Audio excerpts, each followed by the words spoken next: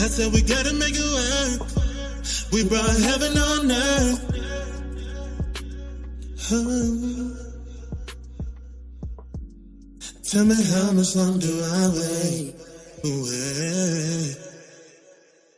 Hey guys, you already know who it is. It is your girl Gracie Love, and I am once again so excited to be here presenting Euphoria Hour. And I am so excited, you guys, to be doing another episode. My goodness, it has been a long time coming, and I am glad that this season I have been seeing some new and some familiar faces. So thank you guys so much for tuning in. I have an incredible show for you guys. And we've been doing this suffering in silence. And I have an independent artist here with me doing really big things out in Miami. And so I want to have him come on and just share his journey, his hot music with you guys. I have with me today Sliz the Boss. How you doing, sir? Hey, what's going on? Thanks for having me. I appreciate you being with me. Peace and blessings to you. It has been a long time since I've seen you, but I have been keeping up on you and your journey. I know you've been getting your fitness on, so you're drinking your water, staying hydrated out there, and just doing big things with your music. So just for everybody who is asleep on what you've been doing, I let them know that you are Sliz the Boss, and you are, is it correct to say, an independent artist? Well, yeah, I mean, I'm more like like a label owner. I mean, I've kind of transcended me being an artist because I also have artists on my roster. I still do music, but yeah. And your artists are dropping music. I seen they got music coming out, and they're doing some things on your label. So you, like I said, you're doing a lot of things out there. So can you tell us what got you started on this journey? Like you said, you've transcended now, but where were you before your transition? Well, I mean, I've been doing music since I was like 12, and I'm from literally like the old school. I started out with like Will Smith and them. I'm from Philadelphia, so when I was 12, I used to rap at the YMCA. When they used to call Will Smith the Fresh Prince, he used to have this thing. We come down there and rap. So that's kind of where I discovered my talent, so to speak. And I was like developed it, being what they call like a cipher king. We used to have these rap ciphers all over Philly. It used to be a big deal. And a lot of stuff came out of those ciphers. People like Black Thought of the Roots, who's like a famous group out of Philly now, and other people. And then from there, I got my first record deal when I was 19 years old with a major record label, and I had a manager and everything like that, and just started moving through the industry. I got on the charts for the first time when I was 23, and so I started touring and things like that, and just kind of like got addicted to the life. I started songwriting when I was 24, and I was part of a gold record overseas with an artist over there, so that was a great opportunity. And it just kind of went from there. I've kind of always had people around me like producers and other artists. So I always was kind of aspiring towards being a leader and having my own company and stuff like that. But yeah, prior to that, I just was a rapper. I know a lot of people. I've toured with the best. I've been in over 30 publications. I debuted top 30 on Billboard twice. So I had a pretty good career. And then from there, like I said, I started picking up artists and managing producers. And yeah, so it led up to where I am now. Now, you mentioned that, in your early 20s, that's when you got your deal, you were touring. So what is that like in your early 20s? Like, what's your mindset like? It's like a blur. Like, It wasn't really, I used to smoke a lot of weed and I was young, you know what I mean? And I had my friends around me. So honestly, I didn't really get a chance to appreciate that until later in my career, because it was all like a blur. I was really good at what I did, and I was coming from being a kid to that, so I never really got a chance to. I didn't have really enough scope so to speak, to really know what it was. Like a lot of the people that I met, I mean, I met everybody. You know, I was around Whitney Houston, God bless the dead. You know, P Diddy before he was P Diddy. You know, I had an opportunity to talk to Russell Simmons on several occasions. I mean, the first person I ever went on show with was LL Cool J. You know, when I was young, and you know, yeah. So I didn't really get a chance to appreciate what it was in the moment. It was all like a blur, and most people, if you talk to them and it was in my business and they got in it around that age, they probably will tell you the same thing. Because I mean, it was just a very fast pace. You know, like 23 years old, I'm on a 30-city tour. I'm on BT. When I'm getting off a plane, I got a publicist in one ear, I got my manager in another ear, and it was just very high pace because you get off the plane in one city and you don't go to the hotel. You go to an in-store to sign autographs and meet your fans, and then you're going to do like a feature with some rapper in the town, and then from there I'm going to a sound check at the venue, and then that's already 3 or 4 hours that have transpired, and then I go to my hotel just to basically change to then come back do the show, then it'd be an after party mostly after every show, and then I'm right back on another plane or I'm right back on a bus. So sometimes we ride around in my manager's car from state to state. And you know, when I was starting, it was before social media and the internet.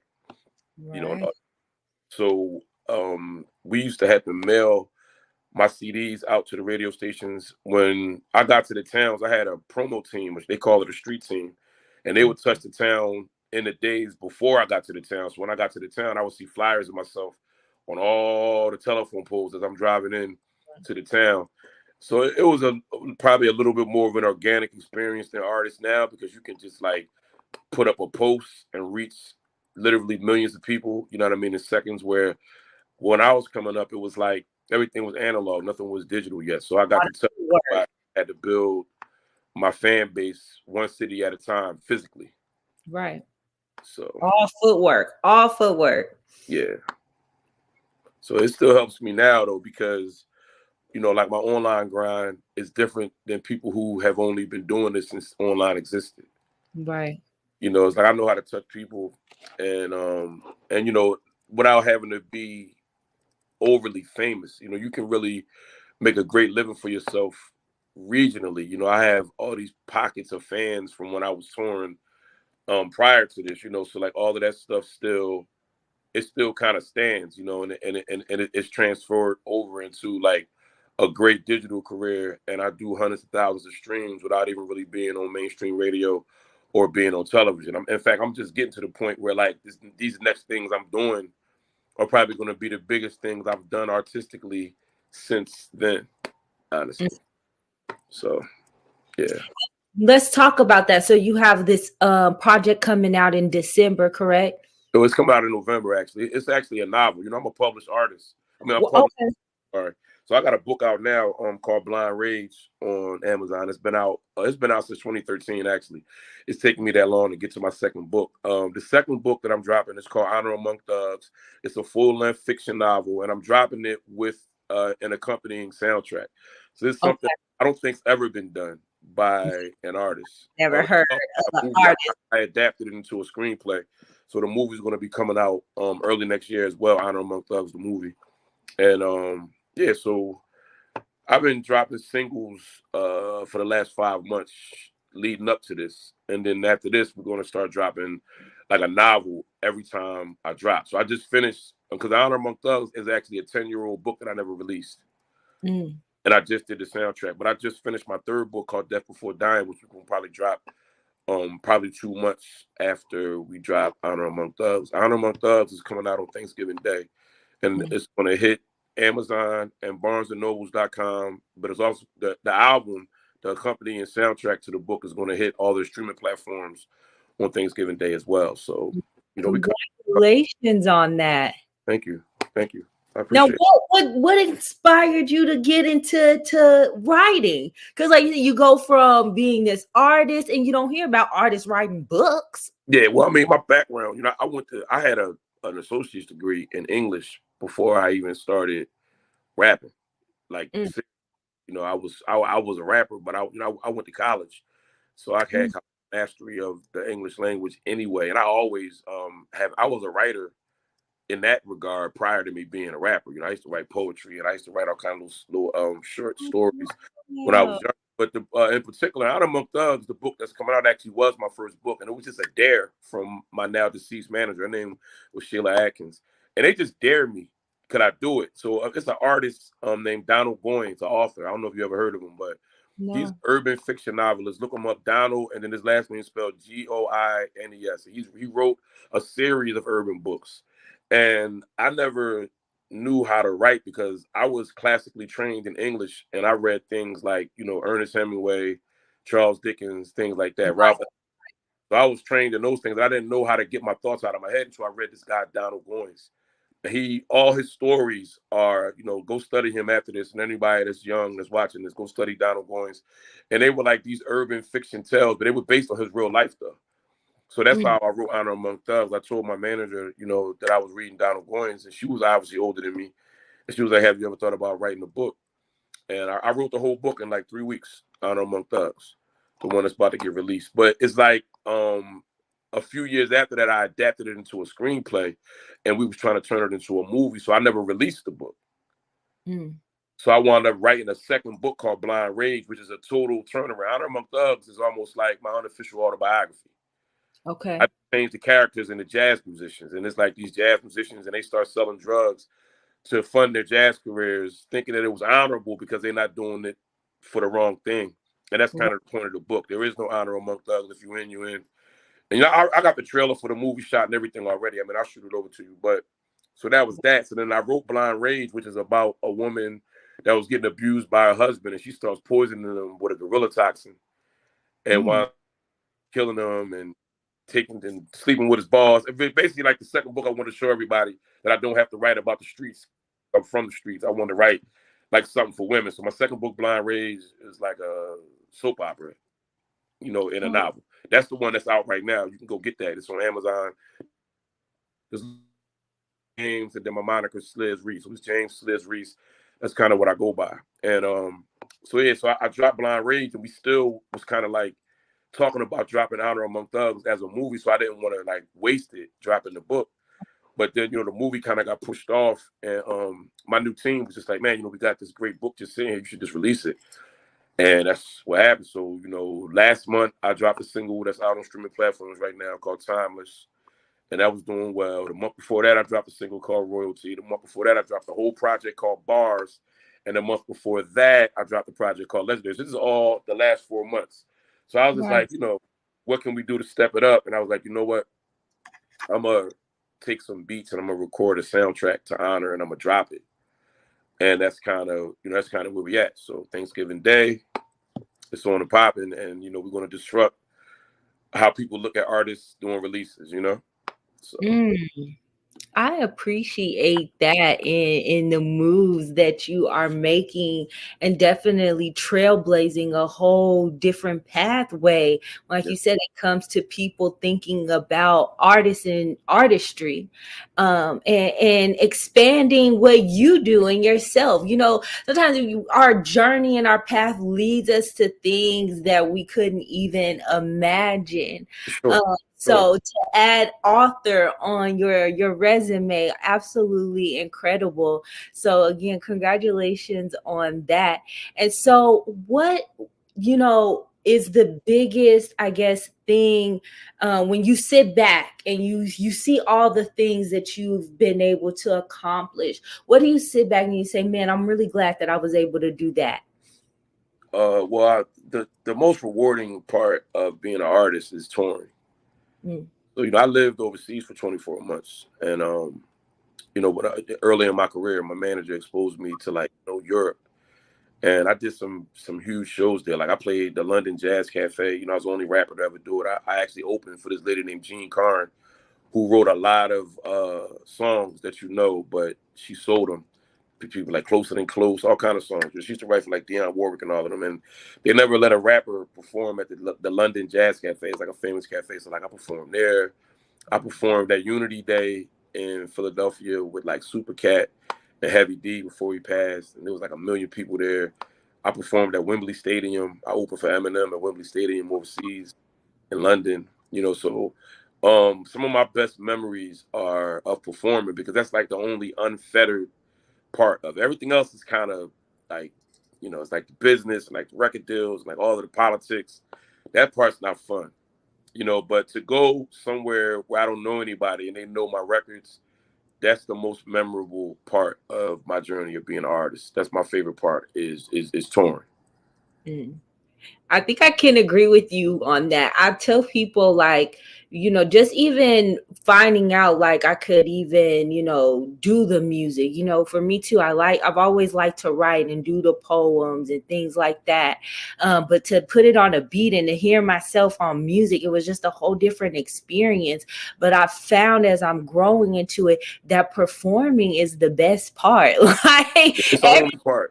yeah, it's kind of just like Wow. tensing, but you get on that stage and it's just like that's the real, you know what I mean? That's it, and that's to Place. me the best feeling. There's no reward in music. It's a terrible business, honestly. It's really the devil's business. I mean, you want to, you know, me to be frank, you know, the business side of it is terrible, especially if people see that you can make them money. It just, you know, the dealings outside of the stage and the studio start to get, you know, just more and more harrowing as you go up the chain and you start making money and people start seeing that you about a bag and you worth a bag. You know, it just starts to get very cutthroat. But the studio first recording, which I record so fast now, I can't really count that as part of the experience, but definitely, you know, like I'm about to go on tour in Hawaii for a few weeks, and I'm looking forward, you know, to that, because that is the part, you know, that's the part that anybody that's an artist will tell you that they're most addicted to, for sure. Mm. So let me ask you this, moving, you know, going through your journey and all the different things that you have to go through, and like you said, it's a terrible business, you know. So how do you encourage people to keep going if they're in this dream or thinking about starting this dream? Because people don't get to see, you know, the sleepless nights, right? The, you know, choosing between going to the studio, paying your bills, if you ever had to struggle through that, and, you know, finding the means to go to the studio, to buy the beats, to make the videos, to really invest in yourself as an artist. It can be hard, and some people can't handle it. So how do you encourage people? How did you get encouraged, or what motivated you to still be standing all these years later? Well, I mean, the first thing you got to know is, I mean, honestly, that's not even the hard part. You know what I mean? You know, that's the hard part to somebody who never made it past the threshold of being an amateur. I mean, that seems hard until you get to the really hard part, which is dealing with the actual business of the industry. And me, the first thing, first and foremost, you got to keep God first. You know, so like I say, it's the devil's business. So the only anti-devil is God. You got to keep God first. You have to have, I don't care what your religion is, I don't care how you get to him, but you have to have God as like your rudder, your anchor, or you'll never ever make it, because you'll just fall for anything. If some sort of godliness isn't in you, and that's kind of like, you know, your rudder, your anchor. That's first. Second of all, you know who you are, and just promise and keep this promise to yourself that you'll never change who you are for money, for clout, or any sort of other situation that may arise. You know, and like, you know, those two principles right there is the only thing that keeps me going. I mean, I still have, you know, those times when I don't want to do it, you know, because of how ugly the business is, but I keep God first, and I know who I am, and I won't change that for anyone. Hmm. I like the way you said that. That was definitely, I appreciated that. That was real. Um, I have one more question for you. Just again, have you done any, you know, do you think about ever just doing producing and just kind of doing something like that, that just, you know, just falling back as far as just you doing music, just kind of not, I don't want to like to say retire, but just kind of really enjoying the fruits of all your years of labor? Well, yeah, I mean, I just came back to music. When you met me, what did you meet me on? You met me, I was directing a television show. Yeah, but we did the music video. I've always known you to Yeah, but I be mean, music. that video was just because that was a video for the TV show. Even Okay. then, I've been retired like close to 10 years. You know what I mean?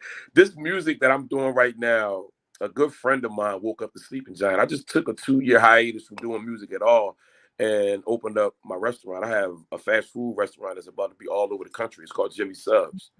You know what I mean? I got my own clothing line. It's called Aesthetic. I have my own sneaker company. It's called Yours Truly, where you can make your own sneaker. So I really haven't been doing music really for the last 10 years. I've been managing people. So I mean, I took that break already. This, you're catching me. This is my comeback. Really, it's not even a comeback. It's just like everybody, you know, it was like, so all of this got started from hip hop's 50th anniversary. This is what this new resurgence of me as an artist, you know, happened. That's how this happened. So, you know, and I know a lot of like big people, and I don't do name dropping, but some famous people were just like, wow, Sliz, you need to contribute, man. You know, it's like, it's kind of like our time again, because all these older artists are now kind of, they were getting a softer landing because of the 50th anniversary. It didn't seem so out of whack for like a guy like Nas to start dropping all these new albums. And then even old people like Melly Mel and all them, they all got light because this is hip hop's 50th year. So that's kind of where it started. But I mean, if you really, really, really look at my journey, I haven't really been an artist, like me being an artist for like 10 years. This is the most music I've dropped in years. You know what I mean? This is the most attention I've given music in years. I'm a published author. I'm a licensed sous chef. I'm a sneaker designer, I'm a clothing designer, and I manage some really big acts. I mean, I manage this act, Matt Bates. He's from Calgary, Alberta, Canada. He's about to be the next Justin Bieber. We got like, you know, a multi-million-dollar contract on the table for him right now. You know, and I've been managing him since he was 15. He's 19 now. Matter of fact, he just turned 20. I've been managing him for 5 years. So I really, even the step I took into television, some of my best friends are in television, and I'm developing TV shows right now. I'm working on a huge movie right now. And I'm a screenwriter, you know, everything that you guys were acting out was my words. I wrote all of the scenes, and I was also directing it. The music video, they just told me to shoot and write and perform some stuff that was going to go along with the cut above.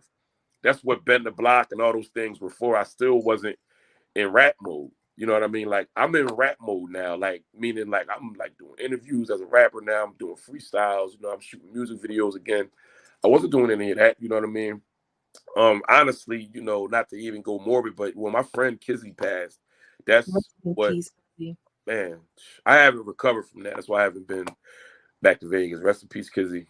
It was just something. It was crazy. And I haven't artistically or personally recovered from that. You know, she and I didn't meet for a cut above. I had known her for 15 years. You know, so that was like, so I took almost like a year off from everything. And that's why I started cooking, because I didn't even want to do anything entertainment anymore. Right after Kizzy died, I stopped everything. So for the whole 22 and most of 23, I just was like, I was a chef. I went back to that, and and it's cool that I did that, because now it's kind of part of my business perspectives. And I probably have one of the most diversified portfolios out of anybody, you know, in the entertainment industry, because I've vetted so many things. You know, like I really have all the footage from a TV show that I wrote and directed. I really went and became a chef for a year and a half. You know, I really took, like, I've been working on my sneaker company for like 7 years. My stuff's about to be in Foot Locker now. You know what I mean? So I gotta have you on Cooking with Gracie Love then, sir. We're gonna have to get it on. Yes, sir. So I did, just to go back to the original question, because I kind of went off on a tangent, but you know, I did take that break, you know, and this ain't even the first time. You know, I've been in music a long time, since I was a kid. So, you know, I take breaks because it becomes overwhelming. But that time I was forced into it, you know, by a tragedy. But it was the best thing that ever happened, because, you know, it kind of gave me time. I had never really looked at my cooking, really. I was always something I just did for the family. You know what I mean? And they kind of turn that into some sort of other thing that I could diversify my portfolio with. Right. And this industry is going to find yourself having to take breaks and having to step away from it during, you know what I mean? Like, the journey to success is a nonstop journey. If you stop, you won't reach it. But I reached success, you know, and when you get there, it's just not what you think it's going to be as far as the industry. It's very, I don't know, it's like cutthroat. Like people that I thought was my friends at record labels turned out to be that they was just snakes. And, you know, a lot of these big wigs that was like, oh, man, you know, you're a prodigy, or, you know, you're an anomaly, man. But I realized that they just wanted me to pay bills. And that was a lot for me to take in. And that's what I warn a lot of artists about. I don't try to sugarcoat that. You know, just know that the artistry is 3% of it, and the business is 97% of it, unfortunately. So. And I think, I asked that question too, just because one, I want people to understand how this young man just rapping at this small little joint, I don't want to say small little joint, but this young kid, you know what I mean, now turned into this person doing so many other things. And then also understanding as well when it was time mentally to just step back for a second, because we oftentimes, like you said, it's a nonstop journey, it's a nonstop process, but you have to understand that you can't get to keep going on that process when your mind isn't right. And so, I'm glad that, I understand too, nothing has really ever been the same since the passing of Kizzy. And I've been fortunate to see some of the other ladies that I got to meet in the her shows and stuff, because when I met Kizzy, she just happened to let me print some stuff for her for one of her shows, and it ended up needing a model, and that's just kind of how I fell into everything like that. It just happened just to really be Faith and her just giving me a chance to show her what I could do, and again leading me onto this journey. I didn't ever think I'd walk across a stage in no fashion show, okay, but there I was. You know what I mean? And my role in it is like the way, she motivated you guys. I was that to her. She didn't want to do the show. It was all my idea. She was trying to push me to executive produce and write a show for one of her way more famous friends. And when that got a little ugly and she seen that people wasn't who she thought they were, I pushed her to do her own show and made her believe in herself that she was enough and her story was enough. And it just metamorphosized into a cut above, so. And I think that's a part of it too, that belief in yourself. You have to have that confidence. And I, spoke with somebody earlier and we talked about that. It's not necessarily being arrogant, but being confident, like you said, that I'm enough. I have what it takes to be at this table, to sit at this table, and to provide quality stuff at this table. Sure, for sure. And that's exactly what everybody needs to key into. You just gotta not, especially with the social media stuff and all that, do not follow social media. Follow God first. And once you following him, follow your heart. You know what I mean? Just be you. Don't let this game, if they tell you that, like, your music isn't what's popping right now, or they tell you that your subject matter is that, go off what you think is dope. A great example is Lizzo. She's a great. They told her she was too fat. They told her she'd be better off being a songwriter. But her story is just the second version of Missy. Because 2 years before that, they told Missy the same thing. Right, she had the garbage bags on. Everybody was making fun of her in the video. But prior to that, that was after she had already gained her confidence. No, Missy had platinum records with Jodeci and Mary 5 years before that. People don't understand. They told her she was too ugly. She was too fat. She was too dark skinned to be in the music industry. So you're seeing her 5 to 7 years later when you see her, and I can't stand the rain. Right. Now that wasn't her journey. And Lizzo had the same journey. People don't know when Lizzo came out. I can't recall the hook to the song right now, but her hit record, that record was 3 years old already. It had already got denied by the industry, and they told her she should never shoot a video for it because she was too big. Just believed in herself and literally turned her weight into, instead of it being a crutch or being an obstacle, she turned it into her marketing. And those songs that got dissed because of her marketing and them saying that she was overweight, they turned out to be hits 2 years later, 3 years later, because she just kept believing that the voice in her head was not lying to her, and that's what everybody has to do. You just gotta, like you said, like going back to like me being an author, they dared me and I just started writing. I never thought about if people want to. I was a cold thug. I was a street dude. You an author now, bro. I didn't care what the gangsters on my block was going to say. I didn't care what other street people was going to say, or they going to think I was soft, or because I'm now an author. Like, I just took the dare from my manager. I believed in myself. I thought I could do it. And then, 3 weeks later, I had a novel. And that's the thing. That voice in your head is not talking for nothing. Like, that's what you got to follow. That's what you got to follow, because God is not going to lead you in the wrong direction. Whatever's for you is not going to miss you. And then, subsequently, whatever's not for you, no matter how much you chase it, you're not going to catch it either. So that's the other part of that cliche that people also have to know. So you also have to know what you're chasing, and sometimes you got to pivot and realize the way you're chasing might not be the way. You know what I mean? Thing that you're chasing might not be the way. It may need to be an aberration of what you're chasing. You might need to move 3 steps over to the left, 2 steps over to the right. So just keep listening to the voice in your head. Definitely don't listen to these people on social media at all. Please, okay. It is too filtered. It is too filtered. That's the advice from Big Slizzy. Keep God first. Listen to the voice in your head and bet on yourself. There's only 2 things that can happen when you bet on yourself, and one of them is not losing. You can either win or you can learn a lesson. That's it. That's it. You can't lose if you bet on you. You either win or you learn a lesson, and then you bet on yourself again with that lesson in mind, and you just double down on you. You cannot lose if you bet on you. You can only lose if you bet on others, because you didn't give a chance for you to handle you. So always, always bet on yourself. Follow you. Do not follow other people. You can only learn a lesson if you don't win betting on you. There are no losses betting on yourself because the bet was correct. That's just like blackjack or the casino. I mean, you live in Vegas, you know what I mean? It's like if you bet your card or you bet that chip or you rolled that dice and you knew you did what you're supposed to do, and this other person just happens to get lucky and beat that hand because they had a card that you didn't even have.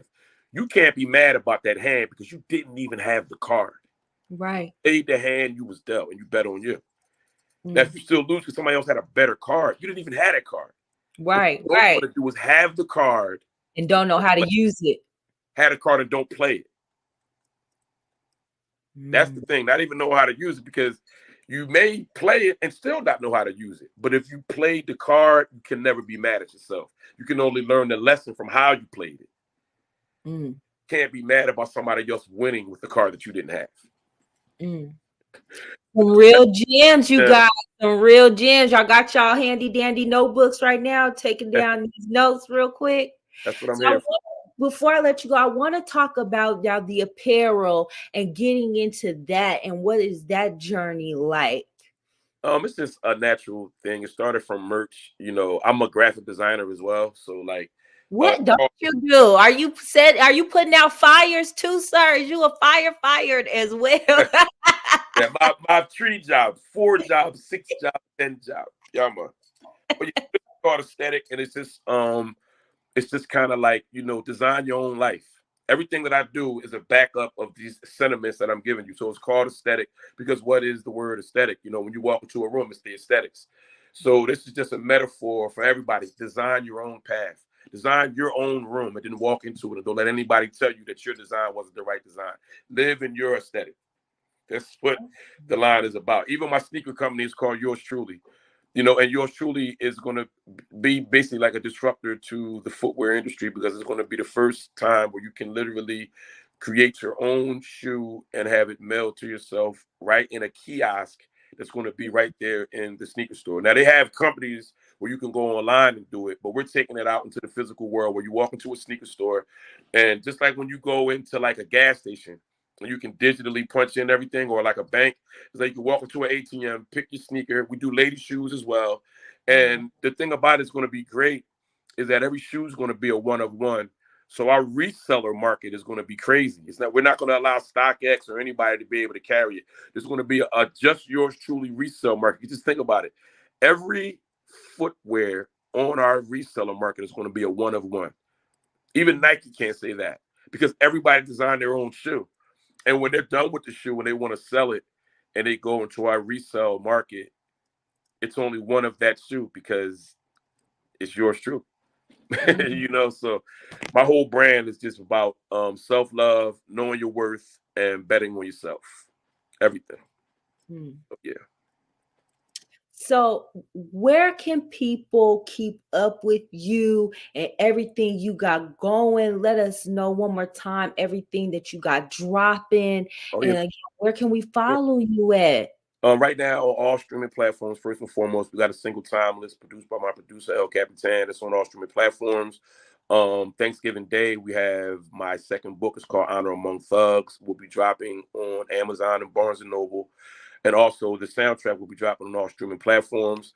If you want to catch up on me, I'm mostly on Instagram, underscore SLIZTHEBOSS. So it's underscore Sliz the Boss. On TikTok, it's just Sliz Boss without the THE. I kind of just started my TikTok. Oh, So I was gonna ask if you be doing the TikTok dances. My daughter, she be showing me, and I'm like, I need the ones that are 1, 2, 3. She be doing the ones that be flipping off the walls. yeah, And so I like, just oh, kind of we gotta keep started it that. simple. My music is just www.slizmusic.com. And if you want this merch, aesthetic, and any of my other brands that we have, it's just Sliz merch. www.slizmerch.com. Sliz merch. And Instagram, one more time, is at underscore Sliz the Boss, like you see on the screen. Yes, ma'am. Absolutely. Okay, so before I let you go, I like to do a rapid fire question kind of a game with all my guests. So, are you down? I'm down. Okay, so where is one place? I know you said you traveled a lot, but where's somewhere that you haven't been or that you would travel to again? What's your travel destination spot? The place I want to go is Africa. I haven't been to Africa. Mm, That's where I want to go. okay, okay. What does the boss like to eat? What's your favorite food? Well, I'm a chef, but my favorite food is seafood. Okay, okay. Do you got a particular seafood dish you like to boil? You like the what kind of how you I do a lot of seafood mixed with pasta. So I kind of go through phases, but right now I'm feeling this crawfish fettuccine. And I mm, crawfish Alfredo. Smack your mother. I'm telling you. mhm. We gonna have to get in. I'm working on this cookbook, so we gonna have to, like I Yeah, said, we gonna have to mix and mingle, man, for sure, for sure. yeah, I can use some mentoring on that, no doubt. Definitely. Okay, and then lastly, what is your favorite? M&M's original or M&M's peanuts? Peanut. All right. For sure. I want to thank you again so much for being on. It is so good Thank to you for get to having see you me. again. And, just amazing all the things that you have going. And That's I'm good. so glad to see the expansion. And again, I want people to understand how you can move in different places and how God will place you in places, like you said, off of a dare, off of things. God will use people as vessels to put you where you need to be. And you have to know when to accept that calling and know when it's your purpose. For sure. For sure. So thank you for sharing with us how we can keep up with you and your testimony. And again, peace and blessings to you. I can't wait for all your releases. And I can't wait for the book to drop, the second book. Congratulations, man. That's crazy. Thank you for having me on. And yeah, I look forward to just, keep going on. And yeah, thank you for having me. God is great. Well, love. Absolutely. Sliz the boss, baby, the hit maker. That's what I tell everybody. You have a good one. Please stay safe and enjoy your holidays, King. We'll be in touch. All right, for sure. We'll talk soon. Thanks for having me. Thank you so much. Guys, Sliz the boss. Like I said, incredible, you guys. The way that you can move on your path. Who would have thought that all these years later, he would be doing the things that he is doing? I mean, cooking. Go ahead. Yes, definitely. I'm telling you, this life will take you on a path, even for me myself. To be sitting here 5 years, almost 6 years, being a host of a show. It is amazing. I never thought 5 years ago that I would walk into the Hot 702 building and sit in front of Carice and from there be where I am. When I walked into that building that day and sat down in front of that woman, I didn't know what the heck I was going to say. I didn't have any experience in radio and in anything. I didn't have any experience in anything to do with radio. All I knew is that I wanted to do something to entertain. Now I understand that my passion was to entertain. At first, I thought it was going to be to sell these body butters and bath bombs, but it turned out that it was to entertain. My purpose is to entertain, and that is why I'm sitting here 5 years later, still entertaining y'all and just enjoying what it is I'm doing, and then moving on to doing music and doing movies and performing and writing books. And it's just been an incredible journey. And I am just so grateful to just still be sitting here today. And then, like I said, to be able to connect with people like Sliz and, as he mentioned, Kizzy, rest in peace. You meet these people and you never know who they are, what kind of roles that they play, and the kind of things that they have done and that they've accomplished in their lives. And I'm just always so appreciative of the people who have never looked down on me or thought any less of me, and always knew and believed as much as I believed in me, of what I could bring to the table and what I brought to the table, and always seeing this shining light inside of me. So I appreciate, again, people like Kizzy, people like Sliz, and the other guests that you'll see throughout the season, who have really, like I said, had the confidence in me that sometimes I often lacked in myself.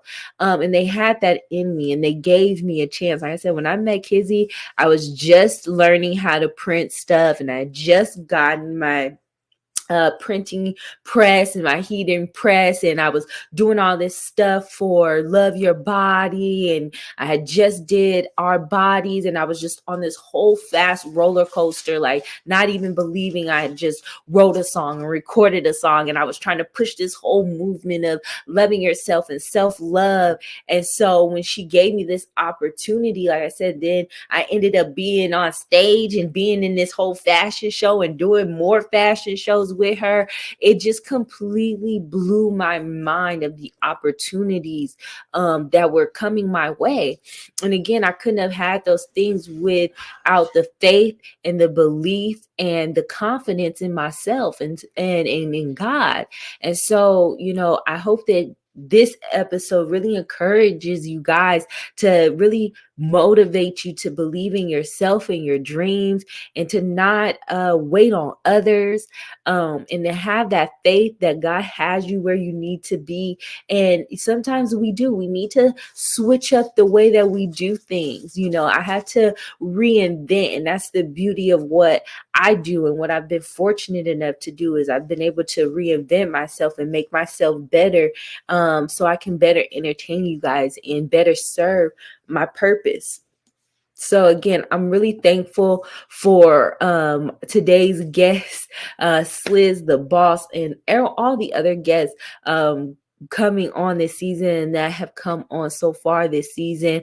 I'm really thankful for you guys for tuning in. Also, shout outs to Alex P. You guys heard earlier in the show how much longer. So shout outs to Alex P. in that, and just something like that. Someone like Alex believing in me and coming to me and asking me to work with him and write this song. And honestly, one of the most probably realest songs that I've written so far. I think that's one of the top 3 of them. And I think, again, him seeing something in me that at that time I really couldn't see in myself, because that was a really difficult time. And so for him to see a light in me during my darkest hour, I'm, forever grateful for that. So again, shout outs to him. Shout outs to also Red Vegas for allowing me to work with him on God's grace. And now I'm gonna close this show, you guys, with G Love. Shout outs to DJ Boogaloo for helping me put the track together, mixing and mastering it, providing the beat. And then shout out to Mr. Don Thomas for shooting the video. And shout outs to moms for letting me use the crib for the video. And shout out to my boo Megan, who is at the end of the video. She's my little plot twist at the end for G Love. So I really appreciate you guys all for tuning in for another edition of the Euphoria Hour. And I am just, again, always so grateful to be sitting here another episode with you guys. A lot of great things coming up. So make sure that you guys go and subscribe to the YouTube channel. You can follow that at the Euphoria Hour. If you type that in, you should be able to find that. Make sure you guys are also following the Euphoria Hour on Instagram, okay, and on Facebook. All right. And you can also, you guys, if you want to help contribute and keep the platform going and continue to help me expand in my entertainment and doing more things like this, and again, just expanding into different things, you guys can always make donation at Cash App #Males Euphoria. So you guys stay safe until next time. Peace and blessings, you guys. This is G Love.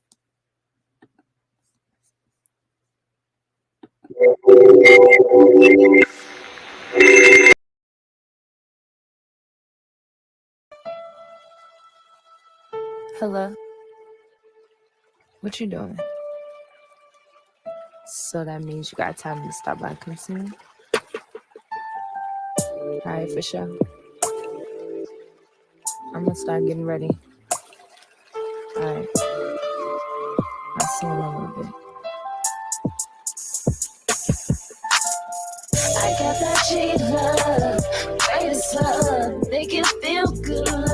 Euphoria, that's all you need, love. All you need, love. That's G-Love, that's G-Love. I got that G-Love, greatest love, make it feel good. Euphoria, that's all you need, love. I'm all you need, love. That's G-Love, that's G-Love. In my phone, I already know I better be ready to go. Never doing the most, taking nice and slow. You already know how that goes. Got your girl on the road, got me on the floor. No one has to know. I'ma show you though how real queen gets down. Make a king bow down. I got that G-Love, greatest love, make it feel good. Euphoria, that's all you need, love. All you need, love. That's G-Love, that's G-Love. I got that G-Love, greatest love, make it feel good. Euphoria, that's all you need, love. I'm all you need, love. That's G-Love, that's G-Love. I'm doing real sexy for you, baby. Got my heels on for you, poppy. We can role play, do it my way, a new way. I changed you, they say that they know my name, but I'm not trick or treat. They call me Gracie. My love, you need just like a thing your body calling G. Yeah. I got that G-Love, greatest love, make it feel good. Euphoria, that's all you need, love. All you need, love. That's G-Love, that's G-Love. I got that G-Love, greatest love, make it feel good. Euphoria, that's all you need, love. I'm all you need, love. That's G-Love, that's G-Love. If you need a G, you can call a G. You can have me feel my energy. Got you going savage, sing my name, you a local talent. I've been blessed, time to pass some talent. Love me long time, if ever we climbing. We can stop the world with our bodies, if that's what you're asking. The freedom's yours, we blasting away above the clouds. We passing, passing, passing, passing. I got that G-Love, Greatest love, make you feel good, love. Euphoria, that's all you need, love. All you need, love. That's G love, that's G love. I got that G love. Greatest love, make you feel good, love. Euphoria, that's all you need, love. I'm all you need, love. That's G love, that's G love. Where you at? Alright. Did you remember to stop by the store? Okay. I'm gonna make my way downstairs. Yes, I got it on, don't worry. Alright, I'm gonna see you in a little bit. Be safe. I got that G love, greatest love, make you feel good, love. Euphoria, that's all you need, love. All you need, love. That's G love, that's G love. I got that G love, greatest love, make you feel good, love. Euphoria, that's all you need, love. I'm all you need, love. That's G love, that's G love.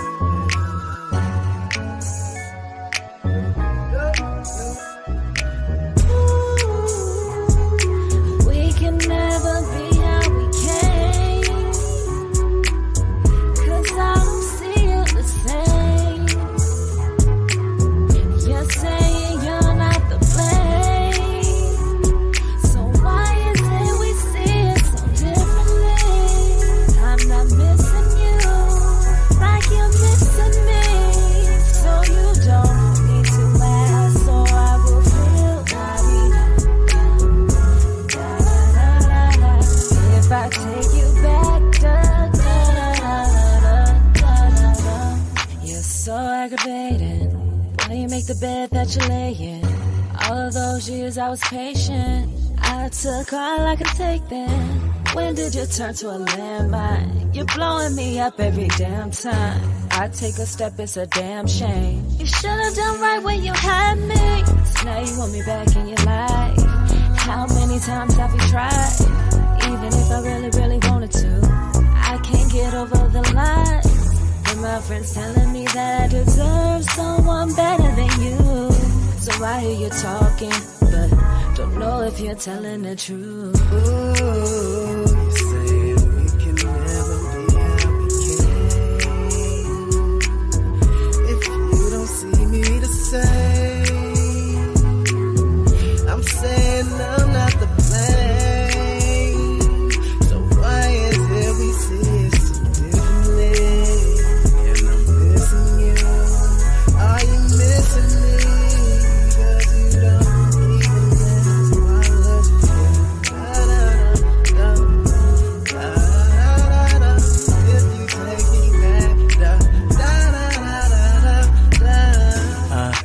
What do you mean, no? I thought we was on a break like spring, no. I can easily blame it on opinion, but I really thought we split clean, so how did I be the one that you can't trust? Yeah, they try, baby, I'd never cheat once. It was I who said we need to fix this. It was I who decided to break up, but now I need you back in my life. So what if this would be the third time? Why you always listening to them? Your best friend don't even got a man. I only want your love. The mother girls don't even got a chance. You won't be dumb, dumb, dumb. You'll just be my baby again. Ooh.